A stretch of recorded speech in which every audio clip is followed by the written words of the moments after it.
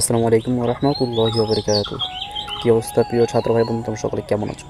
সবাইকে সালাম জানিয়ে শুরু করলাম আজকের ভিডিও।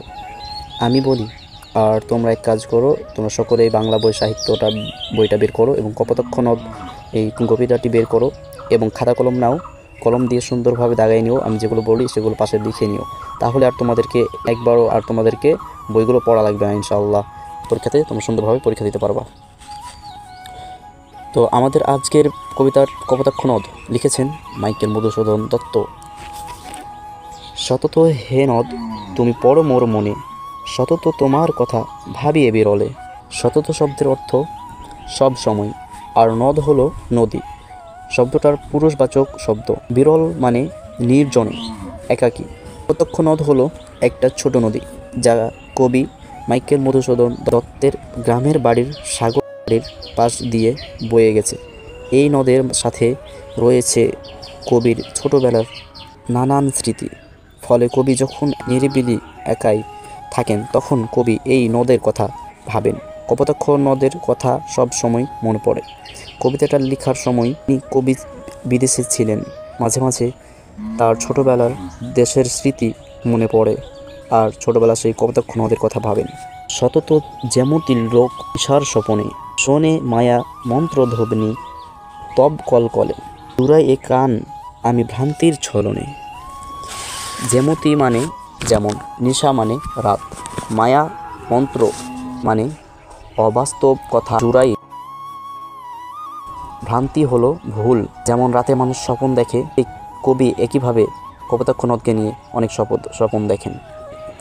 তিনি যেন স্বপ্নে কপোতাক্ষ নদীর কনকন শব্দ শুনতে পান।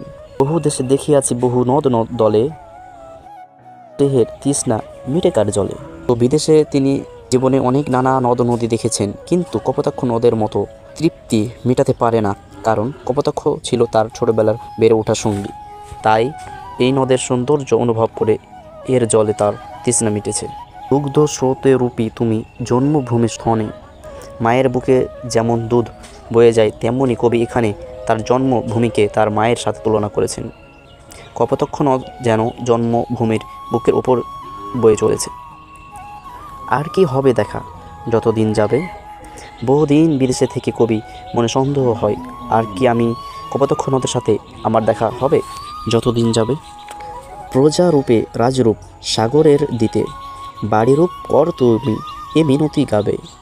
বাড়ি মানে জল আর কর মানে হলো ট্যাক্স। কবি বলেছে যতদিন যাবে প্রজারা যেভাবে রাজাকে ট্যাক্স দেয়, কপোতাক্ষ তার জল হিসাবে সাগরকে তার জল দেয়। অঙ্গজ জনের কানে শখে সখারিতে, নাম তার এ প্রবাসে মজি প্রেম ভাবে।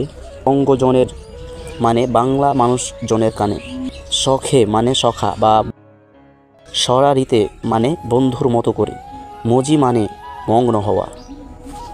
লইছে যে নাম তব অঙ্গের সঙ্গীতে। কবি যে বিদেশে আছেন তার নাম কি বাংলার কানে আসে? মানে সে যে বিদেশে অনেক দিন থেকেই আছে এবং বিদেশে সে যে বাংলা ভাষায় লিখেছেন কবিতা, তাহলে কি তার নাম কি নেবেন বঙ্গের সঙ্গীতে, মানে বাংলার সঙ্গীতে?